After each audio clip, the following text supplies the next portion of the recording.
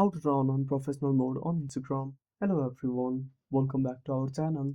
So let's dive right in without wasting any time. Also make sure to watch this video till the end.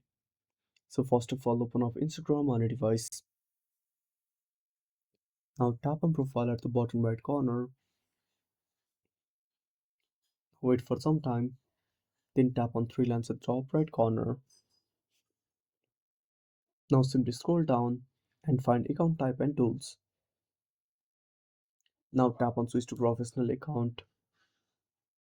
Then tap on next. Now select the category and tap on switch to professional account. Again wait for some time. Now select either creator or business and tap on next. Again tap on next. Now tap on not now. Now simply tap on the cross icon and that's it. Thanks for watching. Make sure to subscribe our channel and hit the bell icon. See you in the next video.